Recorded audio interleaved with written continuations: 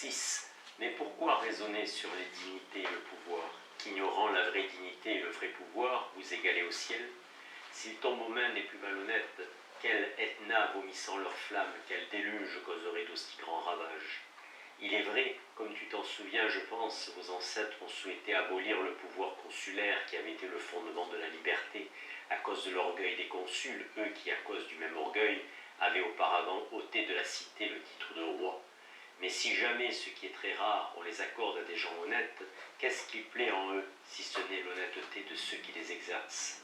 Or, il se fait que la considération va non pas aux mérites qui viennent d'une dignité, mais aux dignités qui viennent du mérite. Mais quel est ce pouvoir si illustre que vous désirez tant? Ne considérez-vous pas, pauvres animaux terrestres, qui vous êtes et à qui vous semblez commander? En réalité, si tu voyais parmi des rats un seul revendiquer pour lui le droit et le pouvoir sur tous les autres, comme tu éclaterais de rire. Mais si on regarde le corps, que pourrait-on trouver de plus faible que l'homme? Il suffit souvent pour le tuer de la morsure d'une petite mouche, ou que des vers s'introduisent à l'intérieur de lui. Comme un homme pourrait-il exercer quelque droit sur qui que ce soit, si ce n'est sur son seul corps et sur ce qui est en deçà de son corps, je veux parler de la fortune? Donneras-tu un ordre quelconque à une âme libre? Ôteras-tu une pensée qu'une raison inébranlable rend cohérente de l'état de tranquillité qui lui est propre? Un tyran pensait qu'il contraindrait par des supplices un homme libre à trahir ses complices dans une conjuration tramée contre lui, mais cet homme se mordit la langue, la coupa et la jeta à la figure du féroce tyran. Ainsi, les tortures que le tyran pensait être matière à cruauté, le sage en fit matière à vertu. D'autre part, qu'est-ce qu'on pourrait faire contre autrui sans risquer de le subir soi-même de la part d'autrui? Nous savons par la tradition de Busiris, qui avait l'habitude de tuer ses hôtes, fut mis à mort par Hercule, qui fut son hôte. Busiris, roi légendaire d'Égypte. Régulus avait jeté au fer un grand nombre de Carthaginois qu'il avait fait prisonniers à la guerre, mais tendit ensuite lui-même ses mains aux chaînes de ceux qu'il avait vaincus. Régulus, général romain pendant la première guerre punique qui a opposé les Romains aux Carthaginois au IIIe siècle avant notre ère. A-t-il donc, d'après toi, un pouvoir, l'homme qui ne peut empêcher qu'un autre lui inflige ce qu'il peut infliger lui-même à autrui? De plus, si dans les dignités et les pouvoirs mêmes, il y avait quelque bien naturel qui leur fût propre, jamais il ne reviendrait aux gens de la pire espèce. En effet, les opposés d'ordinaire ne s'associent pas. La nature répugne à ce que les contraires s'unissent. Ainsi, comme il n'est pas douteux que des gens de la pire espèce exercent la plupart du temps des dignités, il est évident aussi que ceux qui se laissent attacher aux gens de la pire espèce n'est pas dans sa propre nature bon. De fait, toutes les autres faveurs de la fortune peuvent mériter un tel jugement, elles qui reviennent en plus grand nombre aux plus malhonnêtes. À ce propos, je pense qu'il faut faire aussi les considérations suivantes. Personne ne doute qu'est courageux celui en qui on aperçoit qu'il y a du courage, et il est évident qu'est rapide celui qui la rapidité est présente. Chez qui la rapidité est présente? Ainsi la musique fait bien les musiciens, la médecine les médecins, la rhétorique les rhéteurs. En effet, la nature de chaque chose produit ce qui lui est propre, ne se mêle pas aux effets des choses qui lui sont son contraire, et repousse d'elle-même ce qui lui est opposé. Or, ni les richesses ne peuvent apaiser une avidité insatiable, ni le pouvoir n'a rendu maître de soi celui que les vices et les passions retiennent serré dans des chaînes qu'il ne peut défaire. Et quand on confère une dignité aux malhonnêtes gens, non seulement elle ne les rend pas dignes, mais révèle plutôt et montre clairement leur indignité. Pourquoi en est-il ainsi? C'est que vous aimez appeler les choses, bien qu'elles soient autres, des faux noms dont il est facile de montrer la fausseté par la réalité de ces choses elles-mêmes. Ainsi, on ne peut parler à bon droit à leur propos ni de richesse, ni de pouvoir, ni de dignité. Enfin, on peut conclure de même de la fortune dans son ensemble. Il est évident qu'il n'y a en elle rien de désirable, aucune bonté innée, puisqu'elle ne s'attache pas toujours au bon, ni ne rend bon ceux auxquels elle s'est attachée. Nous savons quelle ruine a provoqué avec l'incendie de la ville et le massacre des sénateurs, avec l'assassinat de son frère, la brute qui jadis trempa dans les flots du sang de sa mère et parcourut du regard son corps glacé, sans verser la moindre larme, mais osa être le juge de sa beauté éteinte. Cet homme pourtant tenait sous son spectre les peuples que voit quand il cache ses rayons sous les ondes. Phébus, ou quand il vient de son lever lointain, ceux qu'accablent les 7 étoiles gelées des 2 ours, et ceux que le Notus viole de sa chaleur sèche rôtie en cuisant les sables brûlants. Notus, vent du sud. Est-ce qu'enfin ce pouvoir si élevé a pu détourner la rage criminelle de Néron? Hélas, comme le sort est pénible chaque fois qu'un injuste glaive s'ajuste au cruel poison. Alors moi, tu sais bien, dis-je, que la poursuite des biens matériels ne m'a pas du tout dominé, mais que j'ai souhaité avoir l'occasion de gouverner pour que mon mérite ne vieillisse pas sans s'être exprimé. Et elle, oui, la seule chose qui peut attirer les esprits éminents par nature, qui n'ont pas encore atteint le sommet dans la perfection des vertus, c'est bien le désir de la gloire et la renommée qu'apportent les meilleurs services rendus à l'État, mais considère comme c'est insignifiant et inconsistant. Tout le pourtour de la Terre, comme tu l'as appris, les démonstrations astronomiques comparées à l'espace du ciel se ramènent, s'est établi à un point, c'est-à-dire que si on le rapportait à la grandeur du globe céleste, on jugerait qu'il n'occupe vraiment pas le moindre espace. Hors de cette région si exiguë du monde, il y a environ que la quatrième partie, comme te l'ont enseigné les démonstrations de Ptolémée, qui est habitée par des êtres animés que nous connaissons. Ptolémée, astronome et géographe grec du IIe siècle de notre ère. Si de ce quart on soustrayait par la pensée tout ce que recouvrent les mers et les marais, et tout ce qui remplit la vaste région qui manque d'eau, il resterait à peine aux hommes un espace d'habitation extrêmement étroit. Vous qui êtes donc cernés et enclos dans ce point d'un point, songez-vous sérieusement à répandre votre réputation, à faire connaître votre renommée? Quelle ampleur et quelle magnificence peut avoir une gloire noire resserrée dans des limites si étroites et si exiguës? Ajoute que l'enclos même de cet habitat étriqué est habité par un bon nombre de peuplades qui diffèrent par la langue, les mœurs et tout leur genre de vie, et qu'en raison tantôt de la difficulté des voyages, tantôt de la diversité des langues, tantôt de la rareté des échanges commerciaux, la renommée non seulement de particuliers, mais même de villes ne peut parvenir jusqu'à elle. Enfin, à l'époque de Cicéron, comme il le laisse entendre lui-même quelque part, la renommée de l'État romain n'avait pas encore franchi le mont Caucase, alors qu'elle était déjà grande et qu'elle effrayait même les Parthes et tous les autres peuples de la région. Parthes, peuple de Perse, rival des Romains dont l'empire s'étendait de l'Euphrate à l'Indus. Vois-tu donc comme elle est étroite, comme elle est restreinte, cette gloire que vous vous efforcez d'étendre et de propager? Ou bien est-ce que la gloire d'un Romain parviendrait là où la renommée de la puissance romaine ne peut passer? Et que dire du fait que les mœurs et les coutumes de divers peuples s'accordent si peu entre elles, que ce que l'on juge digne d'éloge chez les uns est jugé digne du supplice chez les autres? Il s'ensuit que si l'on se réjouit d'entendre célébrer sa renommée, il n'est d'aucune utilité d'entendre son renom dans la plupart des peuples. Chacun devra donc être satisfait de voir sa gloire partout répandue parmi les siens, et l'illustre immortalité de cette renommée sera réduite aux bornes d'un seul peuple. Mais que d'hommes très célèbres en leur temps sont tombés dans l'oubli faute d'écrits. D'ailleurs, quelle utilité auraient ces écrits qui sombrent avec leur auteur dans la profonde obscurité des âges? Or vous croyez perpétuer votre immortalité quand vous pensez à votre renommée dans le futur. Mais si tu examines les temps infinis de l'éternité, quelle raison as-tu de te réjouir de la pérennité de ton nom? En effet, si on compare la durée d'un seul moment à 10 000 ans, puisque c'est 2 temps limités, ce sont 2 temps limités, elle a bien une certaine longueur, si minime soit-elle, mais ce nombre même d'années et tous ces multiples que l'on voudra ne peuvent même pas être comparés à une durée illimitée. En effet, on peut comparer entre elles des choses finies, mais aucune comparaison ne sera jamais possible entre le fini et l'infini.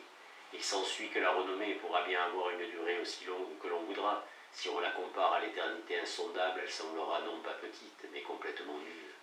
D'autre part, vous ne savez bien agir si ce n'est selon les faveurs populaires et les vaines rumeurs, et vous délaissez la supériorité de votre conscience et de votre vertu pour demander vos récompenses au ragoût d'autrui. Apprends comment quelqu'un a raillé avec joie l'inanité, une arrogance de ce genre. Une certaine personne assaillit d'outrage un homme qui s'était attribué les faux noms de philosophe, non pour pratiquer la véritable vertu, mais en vue de s'enorgueillir d'une vaine gloire.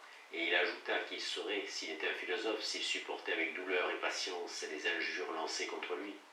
Ce dernier fit un moment preuve de patience, et après avoir subi ses outrages sans se démonter, comme s'il triomphait, « Reconnais-tu enfin, dit-il, que je suis un philosophe ?» Alors l'autre, avec beaucoup de mordant, « J'allais le reconnaître, répond-il, si tu n'avais rien dit. Or, quelle raison y a-t-il pour que les hommes éminents, car c'est d'eux que je parle, qui recherchent la gloire par la vertu, quelle raison y a-t-il, dis-je, pour qu'ils se sentent concernés par la renommée une fois que la mort a fini de désagréger leur corps? Car si ce que nos raisonnements nous défendent de croire, les hommes meurent tout entiers, il n'y a pas de gloire du tout, puisque celui à qui l'on l'attribue ne survit pas du tout. Si au contraire l'âme bien consciente d'elle-même, dégagée de la prison terrestre, gagne libre le ciel, ne mépriserait-elle pas toute affaire terrestre, elle qui jouit du ciel et se réjouit d'être délivrée des choses terrestres? Quiconque recherche avec précipitation la seule gloire et y croit au plus haut point, qu'il regarde les vastes régions et les étendues de l'éther, et la situation étriquée des terres, incapable de combler ce bref pourtour, son nom célébré lui fera honte. Pourquoi l'orgueil s'agite-t-il en vain pour soulager son cou du joug de la mort? La renommée a beau circuler parmi des peuples retirés, se répandre et se déployer sur les lèvres, une grande maison a beau briller de ses titres illustres, la mort méprise une gloire altière, fait pareillement rouler les têtes humbles et hautes et égale l'infime au sublime. Où restent aujourd'hui les os du fidèle Fabricius? Qu'en est-il de Brutus ou du sévère Caton? Fabricius, modèle d'intégrité et de frugalité. Brutus, modèle des vertus de la Rome républicaine. Caton, modèle d'austérité antique. La maigre renommée qui survit marque de quelques pauvres lettres leur vain nom, mais le fait de savoir de beaux noms donne-t-il à connaître les trépassés? Vous gisez donc complètement inconnu, et la renommée ne nous fait point connaître, ne vous fait point connaître. Et si vous pensez prolonger votre vie par le souffle qui est un nom mortel, quand un jour tardif vous le ravira aussi, c'est une seconde mort qui vous attend. 8. Mais on ne va pas penser que je mène une guerre implacable contre la fortune. Il arrive quelquefois que lorsqu'elle trompe les hommes, elle leur rende service, à savoir quand elle s'ouvre, quand elle découvre son visage et proclame sa conduite. Peut-être ne comprends-tu pas encore ce dont je veux parler, mais ce que je suis impatiente de te dire est étonnant, et c'est pour cette raison que j'ai de la peine à trouver mes mots pour développer ma pensée. En effet, je pense que la fortune est plus utile aux hommes contraires que favorable, car sous l'apparence du bonheur, quand elle paraît enjôleuse, la fortune favorable est toujours mensongère, alors que la fortune contraire est toujours sincère quand elle se montre instable dans le changement. L'une trompe, l'autre instruit. L'une lie l'âme de ceux qui en jouissent avec l'apparence des biens mensongers, l'autre la libère par la connaissance de la fragilité du bonheur. Ainsi on peut voir l'une ondoyante, flottante et toujours ignorante d'elle, l'autre sobre, ramassée et prévoyante grâce à l'expérience de l'adversité même. Enfin, l'heureuse fortune détourne par ses séductions du bien véritable. La fortune contraire ramène la plupart du temps avec un croc vers les biens véritables. Ou bien faut-il estimer selon toi comme peu de choses que cette âpre, cette horrible fortune t'a découvert tes amis fidèles? Elle a distingué pour toi parmi tes compagnons ceux qui étaient sûrs et ceux qui étaient douteux. En se retirant, elle a amené les siens et t'a laissé les tiens. À quel prix aurais-tu acheté cela quand tu étais indemne et comme il te semblait fortuné? Maintenant tu te plains même de la perte de tes biens, mais tu as découvert le genre le plus précieux des richesses, tes amis. Le monde stable et loyal alterne et varie dans l'harmonie. Les éléments dans leur lutte respectent un pacte perpétuel. Phébus amène sur son char d'or le jour rose pour qu'aux nuits le conduit Hespéros. Phébé puisse commander. La mer avide maintient ses flots dans une limite déterminée. Phébé, la brillante, c'est-à-dire la lune, sœur de Phébus, le soleil. Et il n'est pas permis aux terres mouvantes d'étendre de larges bornes. Cette série de choses est liée par ce qui régit les terres et la mer et commande au ciel l'amour. S'il relâchait le frein, tout ce qui maintient s'aime mutuellement, ferait aussitôt la guerre et lutterait à en désagréger la mécanique, que maintenant dans son alliance fidèle, il anime de beaux mouvements. C'est lui qui maintient aussi les peuples, unis par un pacte saint, lui qui noue les liens sacrés du mariage par des amours vertueuses, lui encore qui prescrit sa propre loi aux compagnons fidèles. Ô heureuse race des hommes, si l'amour régit vos hommes, comme il régit le ciel. Livre 3e, 1. À peine avait-elle fini de chanter que je désirais l'entendre encore et demeurais stupéfait, l'oreille davantage attentive, ensorcelée par le charme de son chant. Et ainsi, peu après, ô dis-je, suprême consolation des Amérinthés, combien tu m'as réconforté avec la force de tes pensées et même avec l'agrément de ton chant, à tel point qu'après cela je ne me considère plus comme un démuni face au coup de la fortune. Ainsi les remèdes que tu disais être un peu trop puissants, non seulement je ne les ai pas en horreur, mais désireux de l'entendre, de t'entendre, je les réclame avec énergie. Alors elle, Je m'en suis rendu compte, dit-elle, quand tu buvais en silence et avec attention mes paroles. Et cet état d'esprit, je m'y attendais, ou ce qui est plus vrai, je l'ai moi-même provoqué. Les remèdes qu'il te reste à prendre, c'est vrai, sont tels qu'à peine goûtés, ils piquent, mais qu'une fois avalés, ils s'adoucissent. Et puisque tu te dises désireux de m'écouter, de quelle ardeur brûlerais-tu si tu savais où je cherche à te conduire? Où donc, demandai-je? Au véritable bonheur, répondit-elle, que ton âme aussi voit en rêve. Mais comme ta vue est accaparée par les apparences, elle ne peut le contempler tel qu'il est. Alors moi, fais-le, je t'en conjure, et montre-moi sans tarder quel est ce véritable bonheur.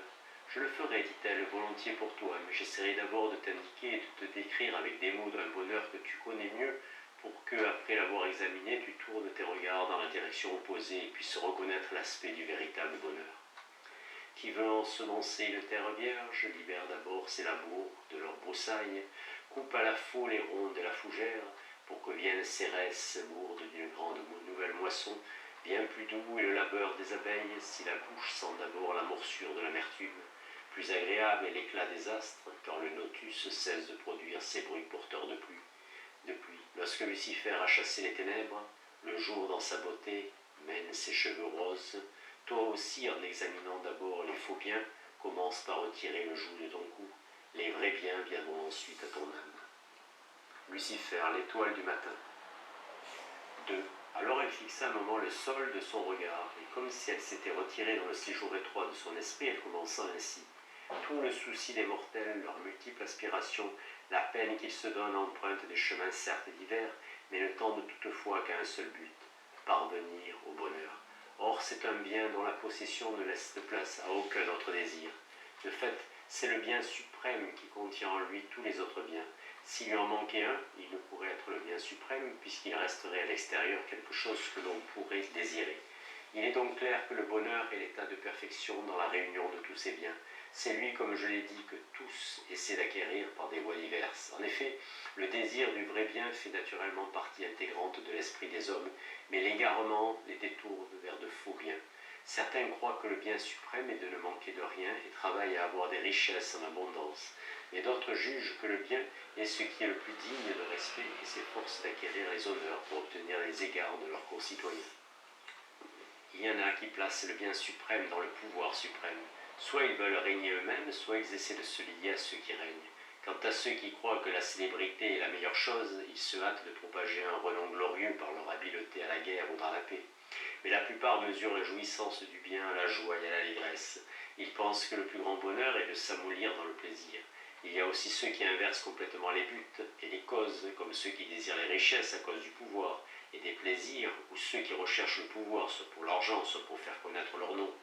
C'est donc vers cela et vers tout ce qui est semblable que tendent sans cesse les actes et les vœux des hommes, comme la notoriété et la faveur populaire, qui semblent procurer une certaine célébrité, une épouse et des enfants que l'on recherche pour l'agrément. Quant aux amis, qui sont le genre de bien le plus sacré, ils ne sont pas comptés dans la fortune, mais dans la vertu, alors que l'on prend le reste pour le pouvoir et le plaisir qu'il apporte. Maintenant, il est facile de rapporter les biens du corps au précédent. En effet, la force et la taille semblent assurer le courage, la beauté, la rapidité, la célébrité, la santé, le plaisir. Mais en tout cela, il est évident que l'on désire seulement le bonheur, car ce que chacun recherche avant tout le reste, il juge que c'est le bien suprême. Mais nous avons défini que le bien suprême est le bonheur. C'est pourquoi chacun juge heureux l'état qu'il désire avant tout le reste.